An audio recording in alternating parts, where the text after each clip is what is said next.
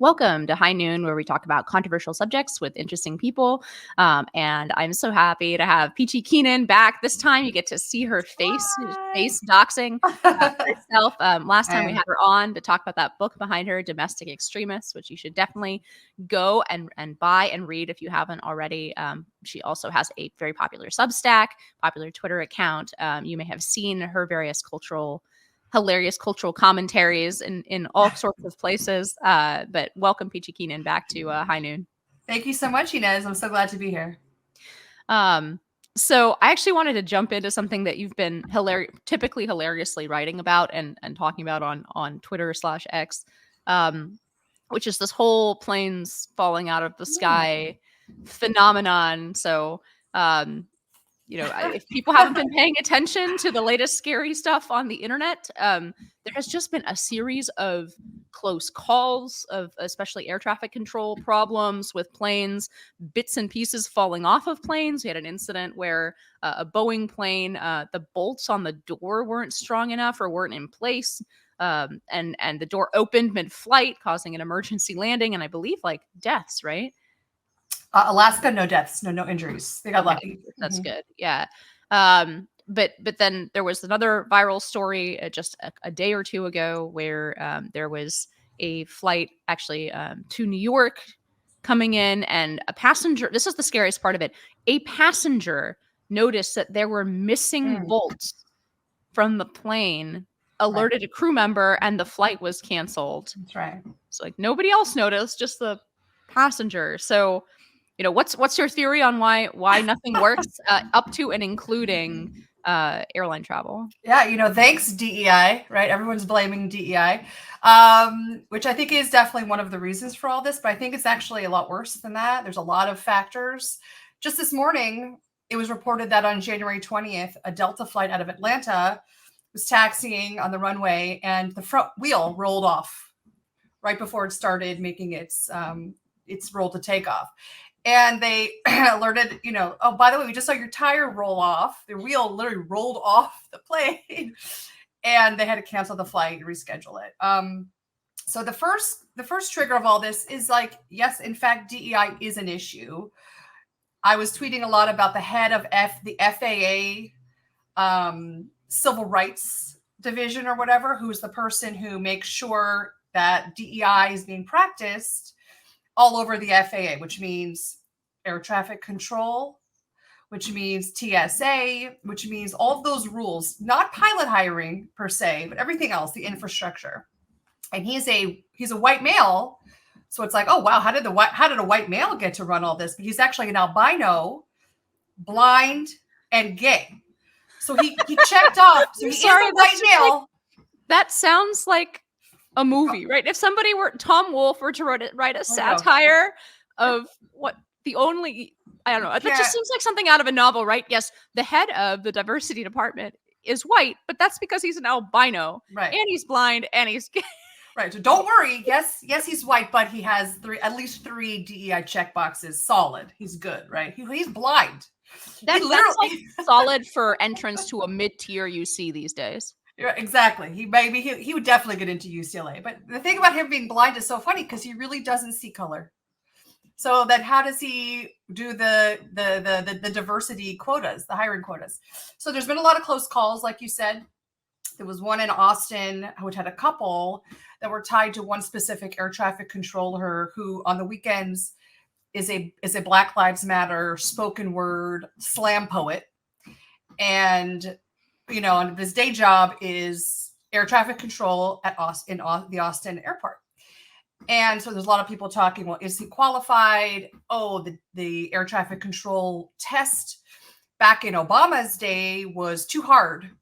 And it was thrown out because it was disqualifying too many candidates of color and too many white guys were getting through.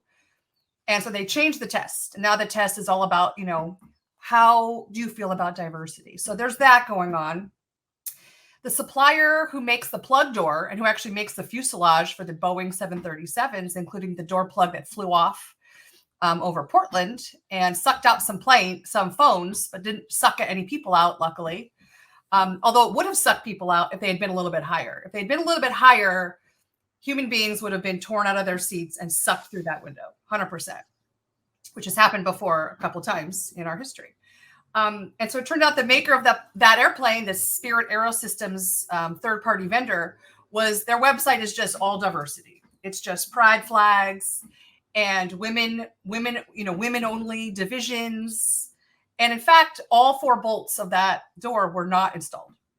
I just watched like a YouTube video about it. They just kind of forgot. So literally there's screws loose in our system. And I don't like flying anyway. And the reason I post about this and tweet about this is because I feel like I've been afraid to fly for 20 years. And finally, I'm not alone. All my knowledge of what could go wrong is finally paying off. And so I'm just going to milk it for as long as I can. Yeah, I mean, so there's two more serious strains here that I want to pull out. One, obviously, and DEI is sort of tied into both of them, but only tangentially in a way. There seems like there's a manufacturing collapse. And I've talked about this before, and I really think this one Addison Del Maestro piece over at the Bulwark, the single Bulwark piece that I recommend to people ever, is this long description of why we can no longer, and people who've listened to me for a while will roll their eyes and remember that I've repeated this many times, but for people who haven't heard, there are these little star-shaped pastas, like very simple thing to make, right, that are very, very popular. I heard this. Yeah, they're called pastina, I think. Very popular in New Jersey. The point is they were selling really well. That's not the reason that they had to cease manufacturing. The problem was that the machines that stamp the little pasta, that make the dyes that then stamp the little pastas, right? Those machines were wearing out. They were from the 70s, and there was no cost-effective way to manufacture essentially two lines back. You could make the dyes, but to make the dyes, you needed this second order of machines, and those machines were from the 70s, and it was no longer cost-effective to replicate them. And so those particular types of dyes that made the pasta were essentially impossible to manufacture at cost, anything close to cost that would make it possible. And it really scared me. Like, that piece really scared me because you start to think about the implications for everything that we make.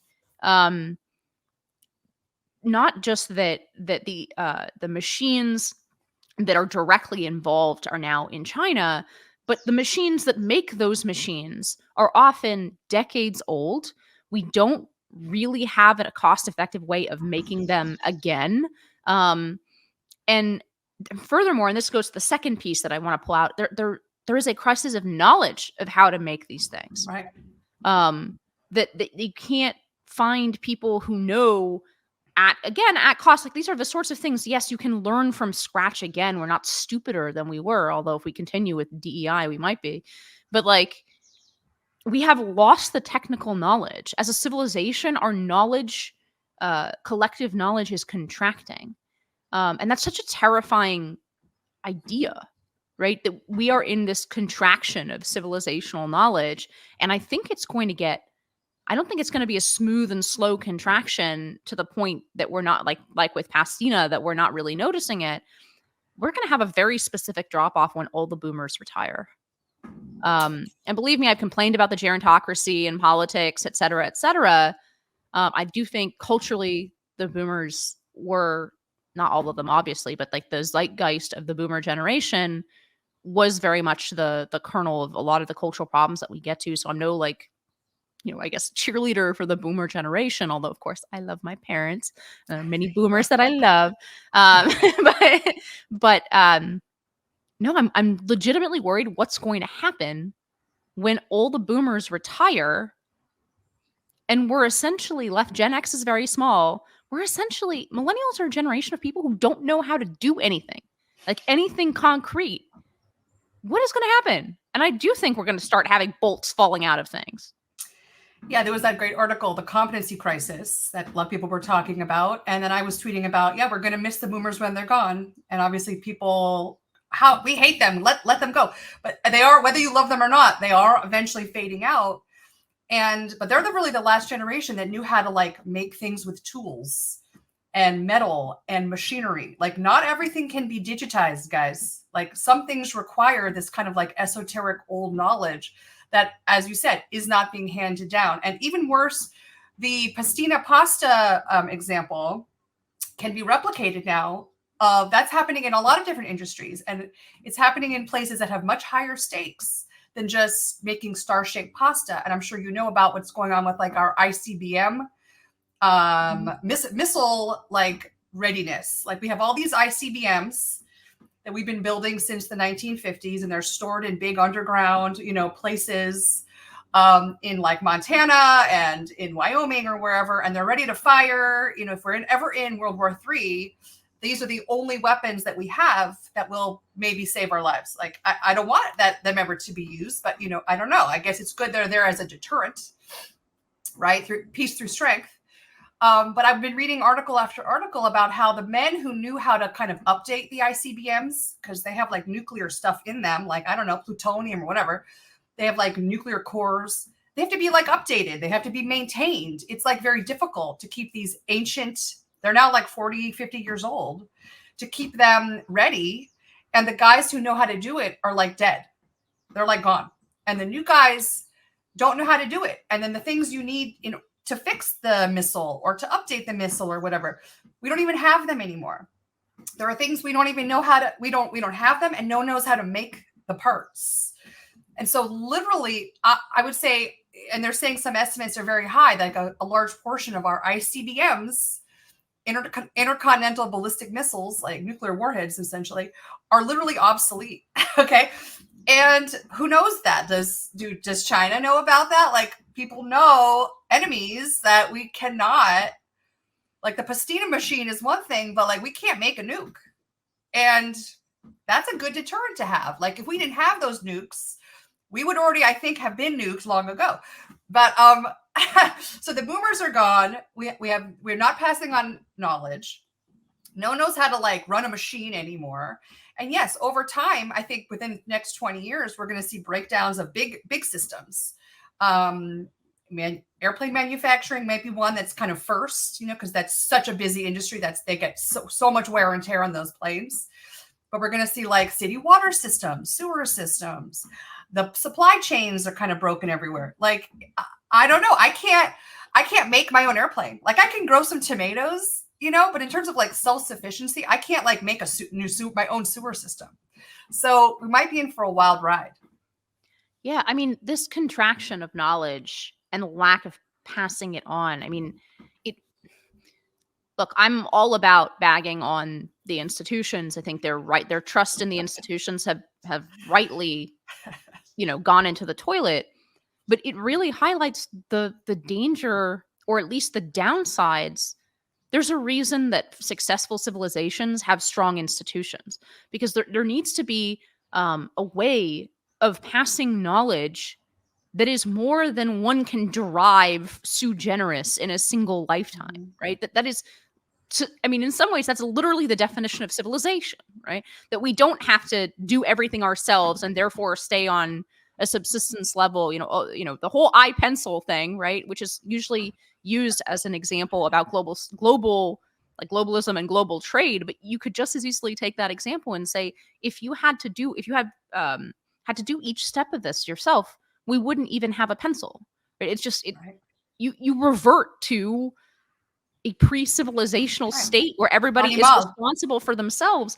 And so the sort of I guess the curveball and the thing that's different. I mean, we have had civilizational booms and busts. We've had dark ages, and it's very disturbing to think about, but we might be entering into another one. I think another point in favor of that, by the way, is massively declining literacy rates, which is one of those things that meant, like in that historically has been, it was a remarkable thing in the early United States that it had the highest literacy rates in the world, that average people could actually read and write down knowledge, exactly because it's a better way of passing knowledge. It's a more enduring way than oral tradition in many ways, right?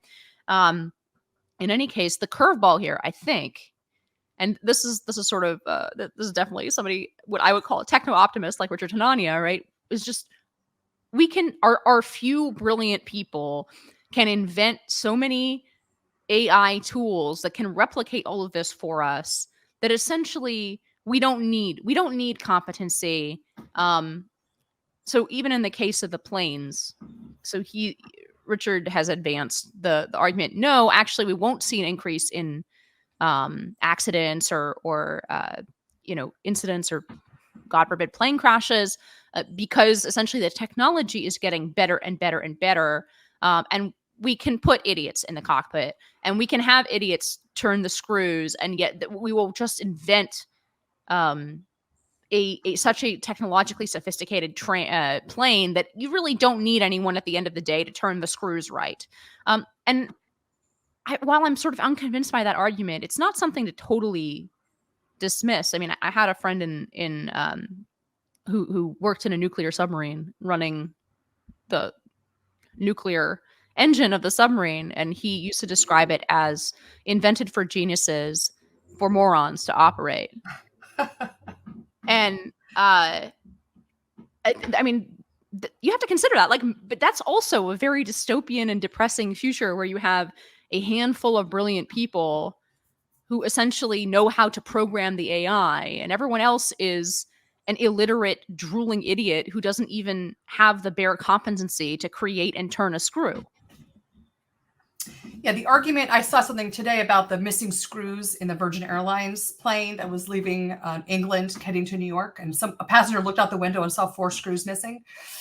And the argument was, this is not DEI. This is not, supply chain. This is just young men with no skin in the game who just don't have pride in their work anymore. They're not trying to make sure everything's right for their own, so they can sleep at night and think, well, I really did a good job today. I'm doing great at my job. They don't give a shit anymore. These are low-paying maintenance jobs. They're probably stoned. They're probably looking at their phones. They're just checked out. And these jobs have very high stakes.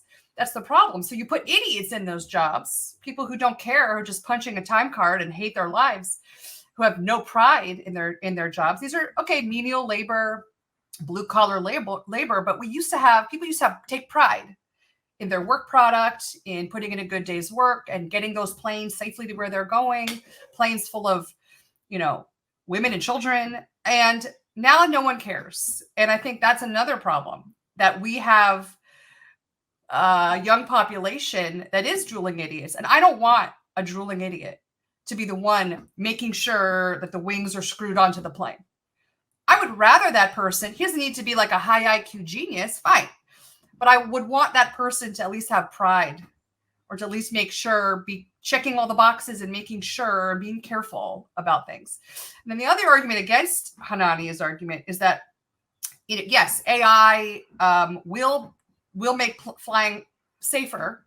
And the technology of a totally digitized airplane will take a lot of the human error out of it. We've already managed to do that, but there will always be situations when something goes wrong, and we're not making any more Captain Sullys anymore. So in the Captain Sully example, when the birds took out the engines and he had to land the plane in the river, in the Hudson River, and no one died.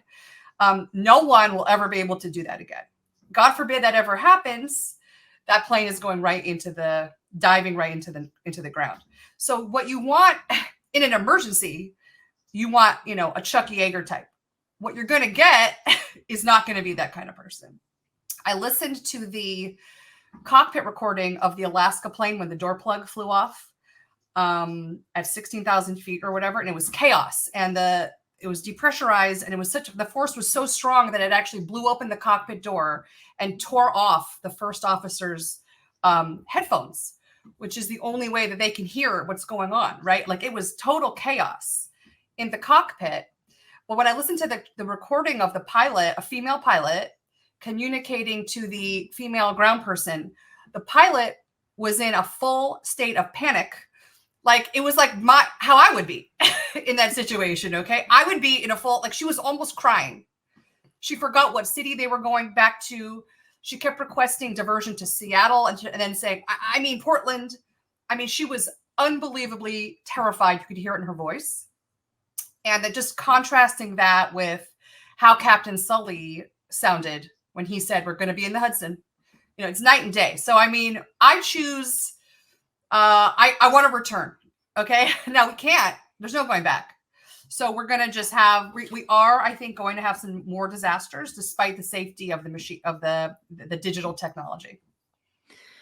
Yeah, that's my gut instinct too, especially because I think this comes down to how much of the unintended consequences and just the chaos that exists in the world do you think is predictable, controllable? How much do you think the human condition and the world around us and the natural world can be managed? And that is like a really deep philosophical question. And I just, my overwhelming gut instinct is we can't, right? That no matter how smart we or our machines get, that these are incredibly complex systems, and you just don't know when a bird is going to fly into your engine. Right. And you can maybe like design an engine where the bird can't fly in, but then like something else will go wrong. I just have this maybe, you know, almost quasi-religious belief that these are incredibly complex systems that cannot be predicted in such a sort of top-down, bloodless way, that you really do need adaptability, real-time adaptability. But even if it were true, like I said, I mean, it's also, it is a dystopian. I don't see that as progress, for sure. No, it's a Band-Aid. I don't see it a society in which most things are managed by AI or computers, Right. and has such a huge disparate sort of gap, not just in resources or wealth or talent, which has always been the case, but in just role in civilization between a handful of people who are essentially keeping the lights on with the benefit of very, very smart machines, and then just a undifferentiated mass of people who are entertaining themselves until they die. Like that is not progress from, I don't know, to choose a kind of poignant example, from the town hall in Plymouth, Massachusetts. The self-governing communities there, you know, centuries ago. I don't see that future as progress from where I guess where the Pilgrims started in Massachusetts. Right. Yeah. I mean, I think relying on technology to fix the things that we broke is such a dead end. And another example of that is, for example, fertility, right? The fertility rate is crashing. People aren't, talk about losing, you know, esoteric, deep ancestral knowledge. People have forgotten how to find a mate, how to get married, and how to have a family. And a lot of the solutions for that, the transhumanists and the futurists and the tech and the Silicon Valley people are like, well, don't worry. We're making artificial wombs. Haven't you heard the good news about the artificial wombs? We don't have to worry. Fertility solved. We have IVF. We have artificial wombs. We have this and that. And to me, that is not progress, as you said. To me, that is absolute dystopian horror masquerading as progress. And I don't want to live in that future, you know. And I think we'd make a lot. We'd have a lot. We'd all be a lot better off, and we would preserve our souls and not burn in hell if we could somehow take all the work going into novel reproductive technology, which has a lot of side effects, and we don't even know the side effects. What happens to a child born in an artificial womb to two pedophiles? What happens to a child in which the function of mother is split at least into three? Right?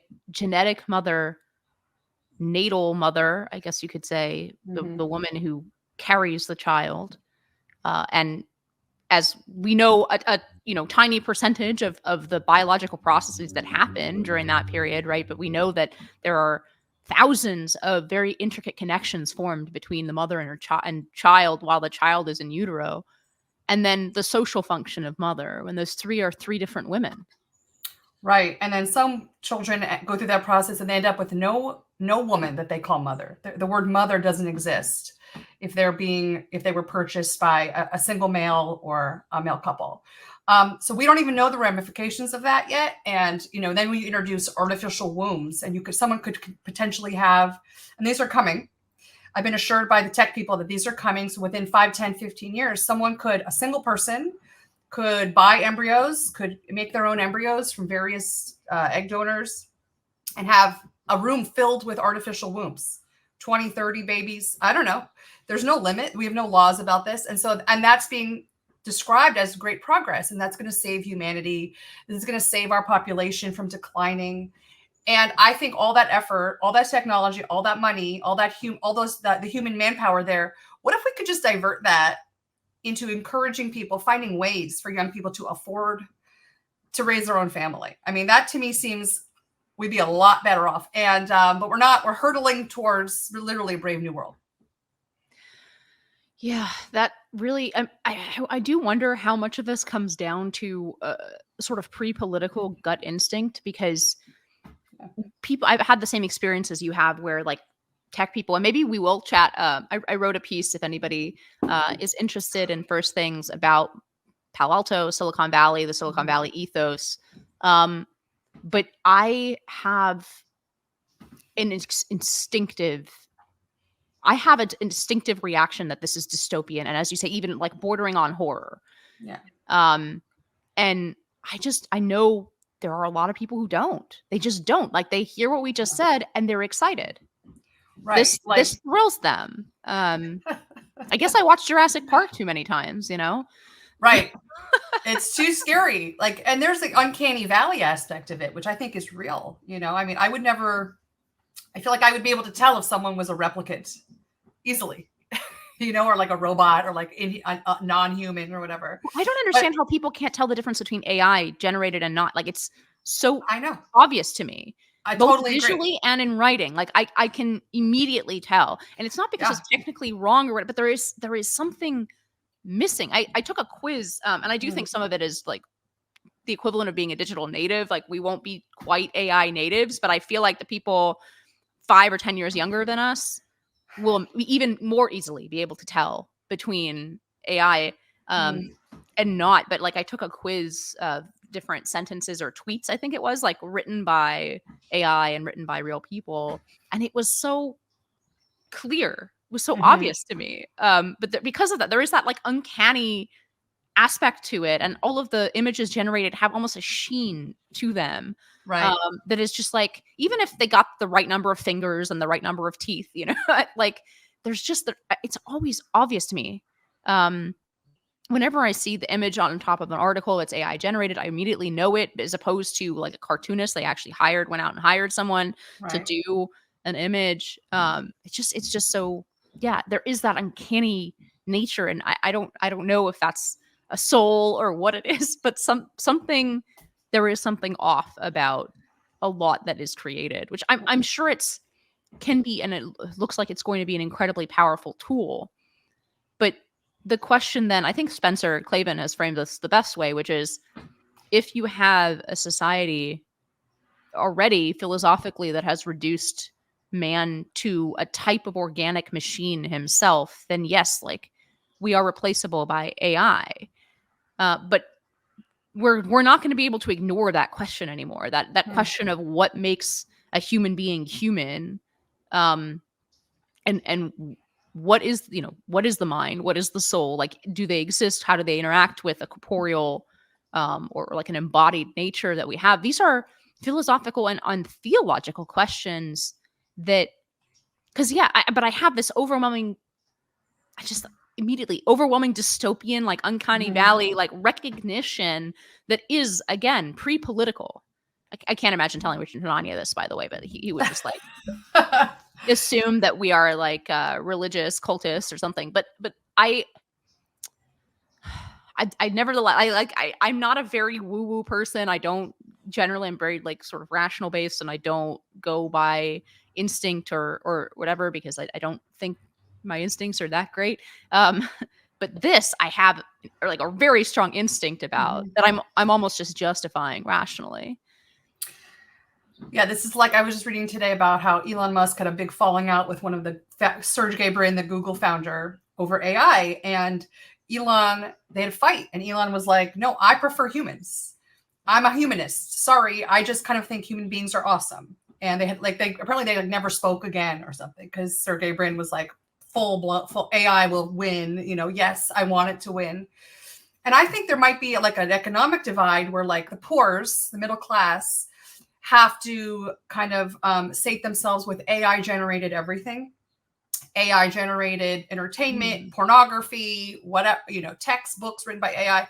And only the rich will be able to afford things handmade by human beings, whether it's the art on their walls or like the pornography done by actual living human beings on screen, right? Because the AI stuff will become like the schlock. And like people are using AI art for articles and stuff as sort of like, I think I take it as like very ironic. Like you can make really funny images with AI art now on Bing and stuff. And it's like funny, ironic. But eventually it's not going to be so funny when we realize that we haven't seen like hand-drawn art or illustration or even like computer aided illustration in a long time. And everything has just been about inputs into ChatGPT. The Metropolitan Museum has in its antechamber now the first AI exhibit. That will be a really interesting. Dangerous. That will be a really interesting debate. Like when AI art enters the museum, that'll be a really interesting debate. But like, yeah, no, what you just said reminded me of 1984, or was it Fahrenheit 451? I always confuse like different scenes of those two books. I haven't read either of them for 10 years. Right. But whichever one that has the like guy who's in charge of enforcing the rules again, I think it is Fahrenheit 451. Okay. He has a library, right? Of all the stuff that's illegal, all of the art and the novels and the books that are illegal, he has access to, but he says, no, but like ordinary people can't have access to this. Right. And I think you're completely right about how this will bifurcate. I had never thought about it before, but yeah. But like the rich people will have two humans in the cockpit of their Gulfstream jets. Okay. You and I, the dirty peasants, will have a robot. We'll have an empty cockpit and the robot is going to fly us. But the rich will never do that. Yeah, there is this element of the degradation of the middle class experience, which I feel like what we're talking about it in this very sort of forward-looking, either we've used the word dystopian a lot, but at least speculative sort of way. It feels almost sci-fi. But if you look at in the very concrete realm, how the middle class American experience, the speed with which that is degenerating is actually incredible.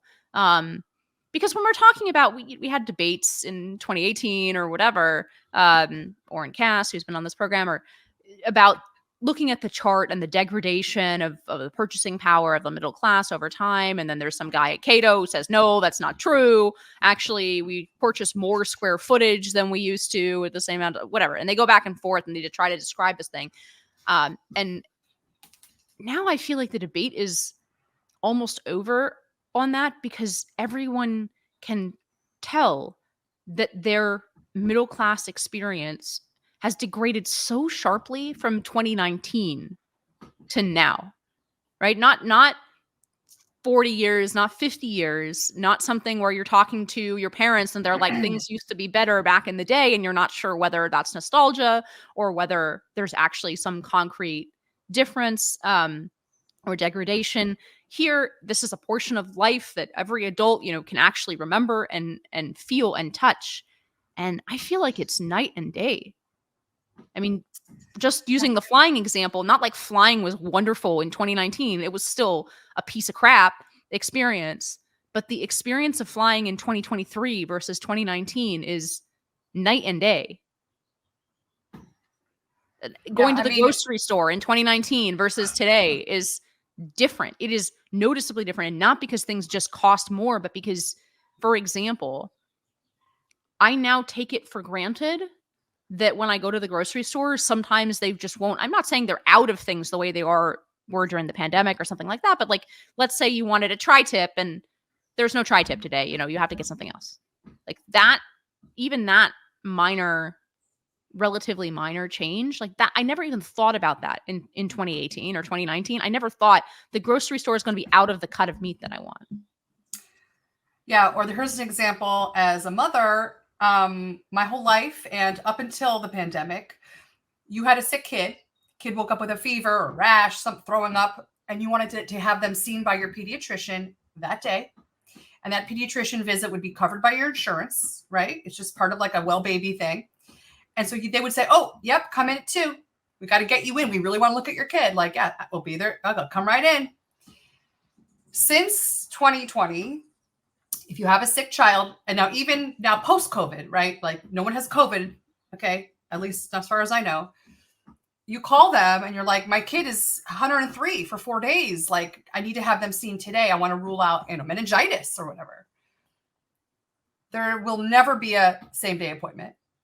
They'll say inevitably, well, sorry, maybe you can come in 9 days from now. Make an appointment for two weeks from now.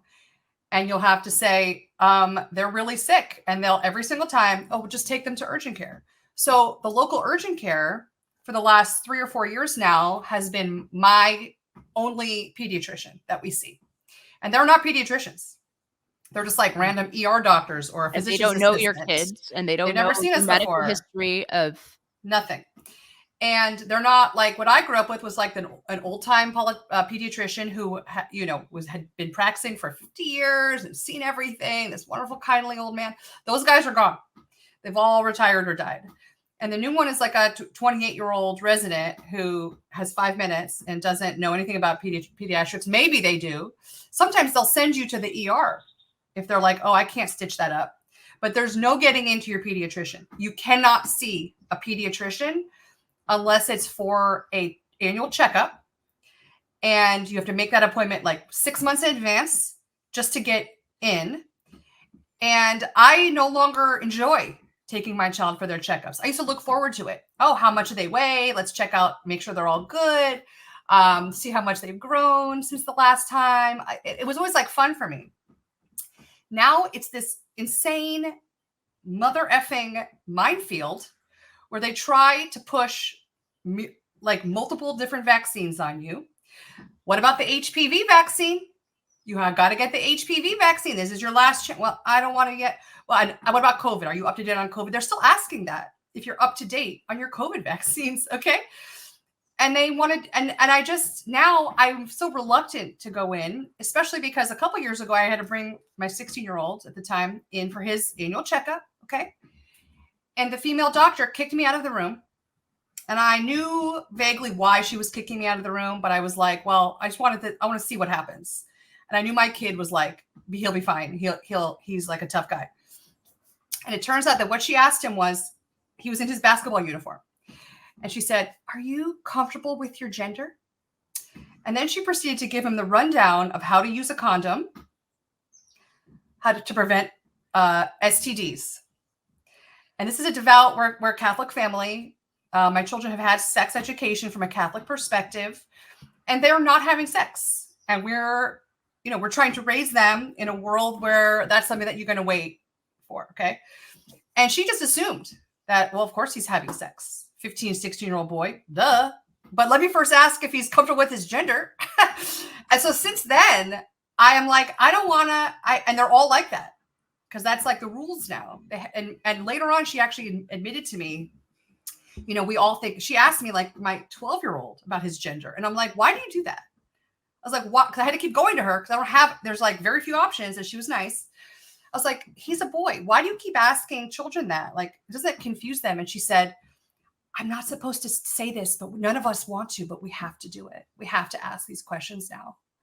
And I was like, that's not like psychologically, that's damaging. Like, hello. But, talk about dystopian and talk about the degradation of the middle class. What used to be so easy.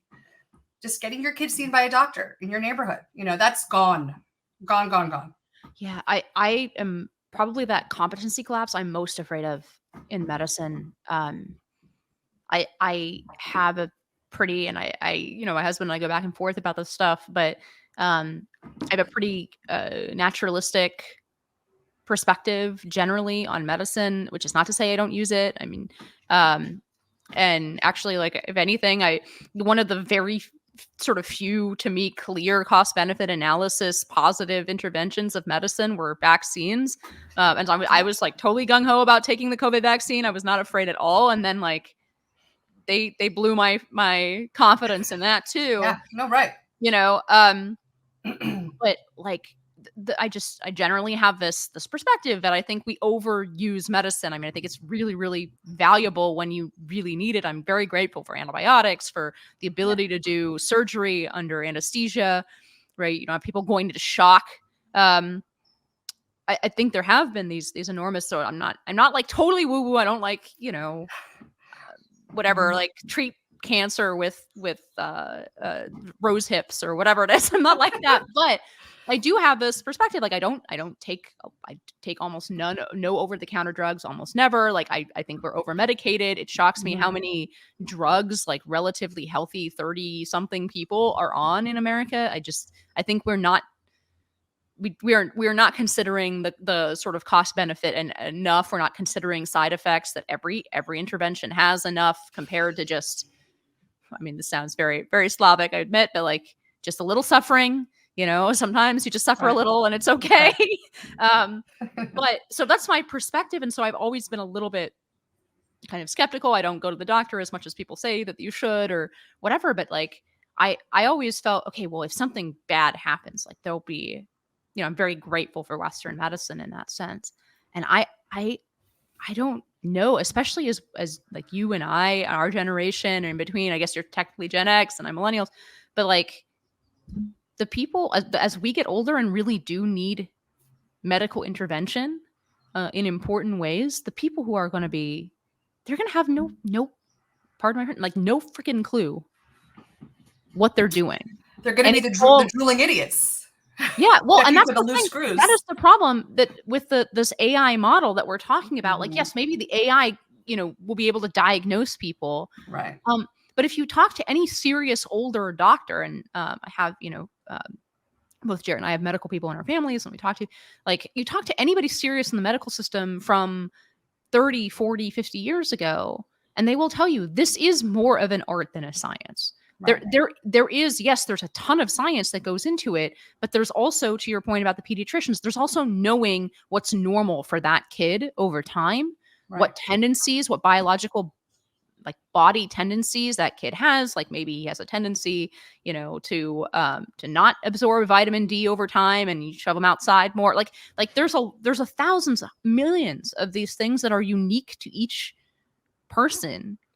And that having a doctor who knows you over time and knows when something is potentially worrying and when it isn't, because he's actually not just like the bare minimum that's on your chart, but actually has seen you for 20 years over time and knows like, oh, this is normal for this person and not for that one, right?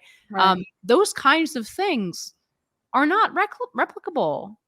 That kind of knowledge is exactly the sort of knowledge that is dying out with boomers as boomers retire. And like, I don't know, it really does terrify me. Because we're not, Peachy, when we're in our 70s, you know, look out.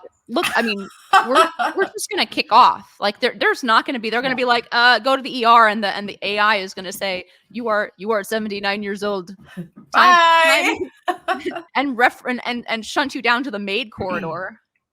The real black pill is thinking about what's going to happen to old people in nursing homes when the staff is no longer a bunch of like, you know, highly experienced, skilled nurses, but they're literally hiring people like off the street, basically, minimum wage, the drooling idiots, okay, that Richard wants us all to have. They're going to be the ones responsible to like change your diaper and make sure you have food and give you a glass of water if you're dying of thirst and move you around and help you get dressed. I mean, in that point, like we already see videos of like old people being beaten up in nursing homes. There's horrible videos of like old white women being brutally beaten by like black orderlies or whatever. Like that genre of video is almost as prevalent as like the white kid getting beaten up by the black kids in the high school.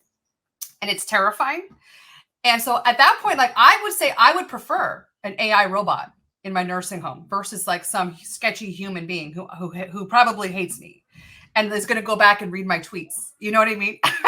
And like know who I am and like, okay, I'm going to like take this bitch down.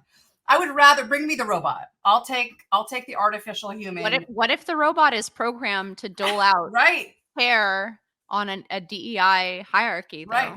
Right. And the thing is, that's also happening with the humans. No, I know. I've That's seen why I reports asked. of, Yeah. there was a hospital that said, we have the right to kick you out of our ER if you say an offensive word or have some we don't, you offend us in some way. We don't have to actually help you. You can bleed out on the street. We don't have to save you.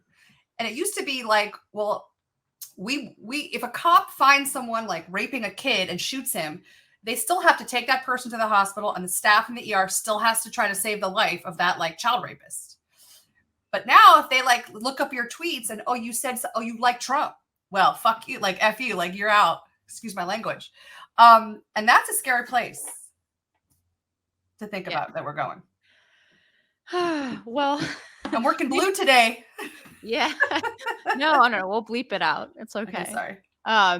No, I'm just depressed. It's not about. I know. It's not about that. Something good. I'm just depressed. Like this is truly terrifying, especially how disconnected. Like, it's not disconnected in the ultimate sense. There's ideology behind this, right? It's not apolitical, but it isn't directly political, right? It's not like the Republican Party has one vision and the Democratic Party has another vision, and like they're gonna fight, and like maybe we'll win, maybe we'll lose, or even there's a left and a right and we're gonna fight and one of us is gonna win and one of us is gonna lose. These are more like the Industrial Revolution coming in and completely remaking the world, right? In a very short period of time. And then but I feel like those bedrock, the way I do think it's connected ultimately to worldview and ideology is those foundational bedrock ideas upon which the gale is blowing are so weak. Our communities are so weak. Mm-hmm. Our families are so weak, mm-hmm. right? Our nation is so weak that I feel like we have a Category 5 hurricane barreling down on something that is like, look, maybe even if you have really great, the really strong castle and the great deep stone foundation, like this kind of hurricane might crack those. Right. And it's coming towards us when our foundation is made of straw and sand and put together by drooling idiots and AI. Well, we're still going to have great memes, though, as we go down, right? Look, here's how we fix it. I wrote a book on how we can get out of here, how we can right the ship. Yeah, no, actually, let's close out with this. I'm really curious, given that you wrote Domestic Extremist, and I would give the one-sentence summary that Domestic Extremist is a way to try to build a natural and good life and family in a world that makes that difficult in a very pragmatic way. It's not like over theorized. It's not a series of essays that the type that I might write in person. Right. It's very pragmatic. Okay, if I look ahead and I see, let's say if you're a 25-year-old woman and you look 10 years or 15 years down the line around at the millennial generation and say, I don't want that, this is the book for you. That's great. Good summary. Mm-hmm. So given that is something you've thought a lot about and lived, what do you think about the tradwife sort of trend? There's all these TikTok videos that are jumping over to Twitter, and it seems like every week there's a new tradwife and people react really strongly to it. But then on the other hand, sometimes it is just barely disguised pornography, like it's just something that is clearly meant to be a fantasy for men. Strangely, a lot of these tradwives don't seem to have like husbands in the video. Right. It's just are they even married? This image, right? But what do you think generally about this phenomenon? The fact that it seems to have caught on as kind of a niche subculture with some potency and numbers behind it. It's funny. I wrote a Substack, I think last year, about the whole tradwife trend that was starting on TikTok with that girl Esme who made pies and her very low cut, like Marilyn Monroe hairdo, and she would was very busty, and leaning over with her pies, And then there's the whole ballerina farms phenomenon of like the very, very rich couple who has this like incredibly perfect farm life, but it turns out they're like multimillionaires. So what is funny though with trads is that it's like, don't let your memes, your memes can become dreams. And it's almost like fake it till you make it. Like we can joke about trads all we want, make memes about the trads, but the fact that it's like trads are trending and trads are kind of trendy does feel like a pushback. It does feel like a reaction to the over-the-top TikTok, non-binary, furry, polyamorous, like, horrible-looking, unappealing freaks, the freak show. People are just like sick of the freak show, and people, they enjoy looking at an attractive, slim, young woman in a beautiful kitchen preparing food for her in a loving way for someone she loves. That is romantic. That is aspirational. That is absolutely a fantasy. So I approve of all that. But I think what I wrote in my Substack was that's not like what the real trad wives of America look like. Okay. I don't look like that. That's not what my kitchen looks like. You don't want to, I would never show you my kitchen. But the real trad wives are what I would revise it and call them the trad moms. Because it's funny, most of these trad wives, I think, don't have children yet. Okay. Now, to have children or not have children, I'm pro-choice there. You can have children or not, but you can't really call yourself a trad wife if you're also child-free. Because the real trad wives are the trad moms who are literally spending their days covered in vomit, spit up, milk. Their breasts are leaking. They're trying to feed the toddlers. The house is very messy. There's toys everywhere. There's screaming. The mom's crying. Like, that's the real trad life. And that is not glamorous. It's not aspirational. Okay. But that's where it's actually getting done. That is where it's not about baking pies. It's not about looking cute. It's not about your hairdo. It's not about even having a clean kitchen or a beautifully gleaming, farmhouse sink. That's all fine, but it's bullshit. So I approve of it. Like, I'm in favor of it because anything that can bring in, it's kind of like the carnival barker outside the tent, bringing in the young girls who are like, oh yeah, that's awesome. I'm sick of being lonely. Yes, I want a husband I can cook for. I can stay home. I can quit my stupid fake email job and just make cinnamon rolls all day. Yes, like I do want that. Okay. Like feminism was wrong. So that's bringing them into the tent. But then once they get their ticket punched, really what it is you're like knee deep in, toddlers, pooping on you. Like that's what it is. That's a good thing. So I guess a couple questions. So I don't think that's a lot of the pushback, right? Is against this trend has been sort of the vein of the second half of what you said, right? This is real trad life. It doesn't look like this. It's not this aesthetically pleasing. There's a lot of, tears and a lot of bodily fluids and like involved in this life. Mm-hmm. But it strikes me, I mean, like that's less a critique of the tradwife trend, I think, than it is just of social media generally. Everyone knows that like these fashion influencers or whatever, right? That there's messiness in their lives too, and but they are only showing the pictures of themselves in the bikini in Tulum, and not a million other aspects of their lives, not the rigorous way in which they live in order to look the way that they do, right? Or even, I guess, an even better example might be the models who are like cramming huge things of pasta into their face. Right. You know that those girls do not eat that way. In any case, right? And that is an ongoing critique of social media, and it's one that's valid in some ways, I think. But I also think it's fine to have aspirational archetypes and images. I mean, I think those things are generally a positive thing. I like looking at beauty. I don't know that. I think people are being a little bit too cute when they say they're shocked that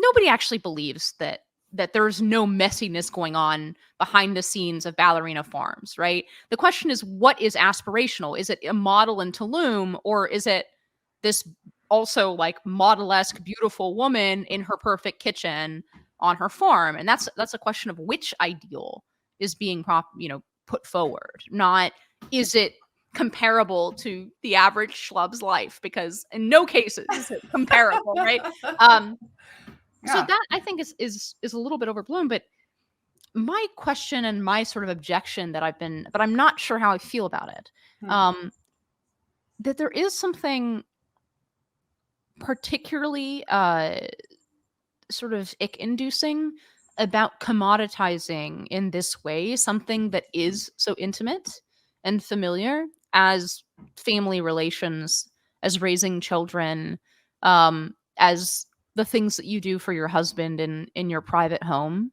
And I realize that we live in a society where everybody puts everything out for an audience, but I wonder how much the audience really does transform.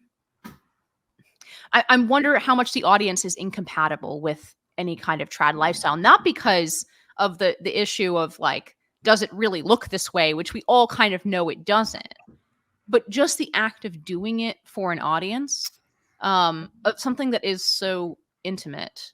Now, so you're maybe questioning the motives of the women in the videos. Like, are they doing it for the right reasons? And I think the answer is probably no. I'm not even questioning their motives, because I know they're doing it for attention, which is not the worst sin in the world. I know that we like to bag on e-girls or whatever for, it's not the worst. Look, every young woman wants attention. Every young woman wants adulation and wants, even old women. Come on. Yeah, I mean, we just know we can get any. Anyway, so we're not going to humiliate ourselves. No.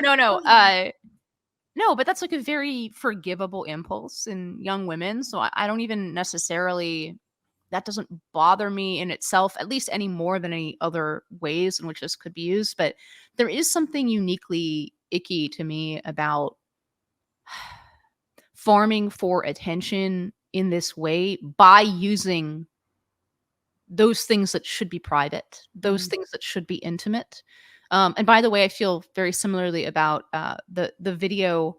I don't know if you've seen this one of the woman after it's a Black couple. The woman just had a C-section and she's recovering from the C-section. And she's showing how her husband very kindly is like taking care of her, changing her clothes, like establishing her on the couch, then going to cook dinner, cleaning the kitchen, right? And it's a very sweet video in a way, but it just feels wrong to look.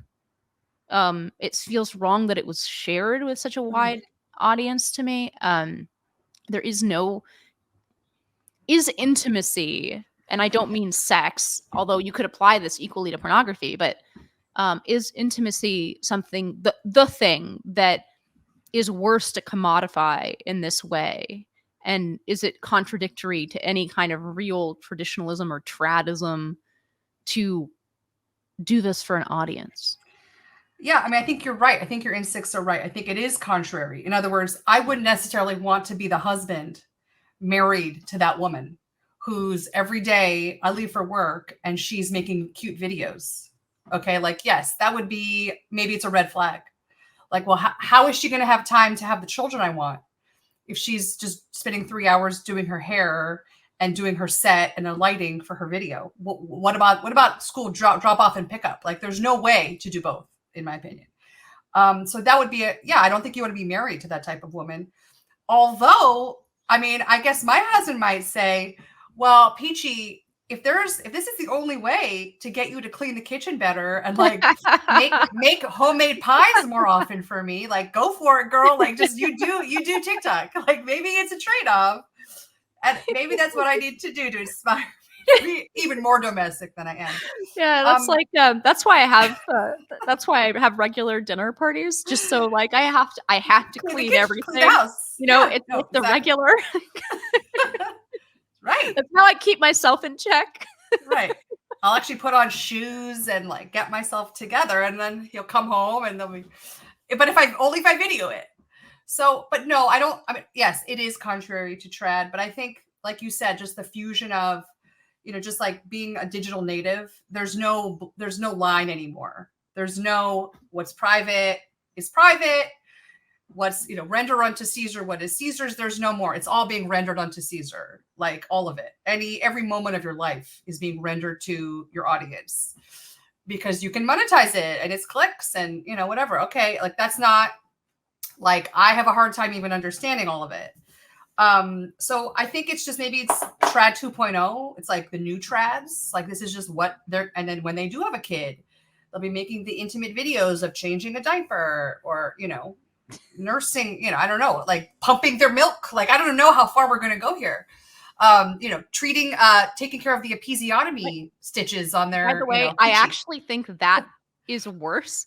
Like, as in, I already prefer it puts a layer of distance between the viewer, the audience, and the intimate life for everything to be perfect. You know what I mean? Because that it's not like that normally. And then there's the opposite of like people who just have no privacy whatsoever and they want to show themselves in the ugliest and most disgusting light.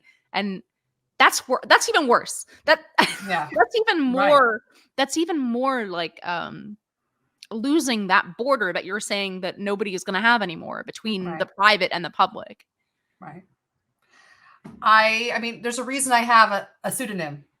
I definitely still feel like I want, however thin, however tenuous, I like to have a little bit of arm's length to like the digital people and the internet and all of that. Like before I started, my book came out, there was not a single photo of my actual face, like anywhere on nothing. Like I think I had no Facebook. I was never in photos. I remember once like contacting Google to like remove one photo I found on a Google search of me years ago from like some school, like, anniversary party or whatever. Cause I just didn't want to be searched. Of course, now that's all ruined now because I had to write a dumb book and I have no choice but to try to, promote the book. But I have a natural reluctance to breaking that barrier of like privacy and intimacy. I don't want like that to me is like, so I don't want my kids out there. Like, I mean, they are, some of the older ones are on social media.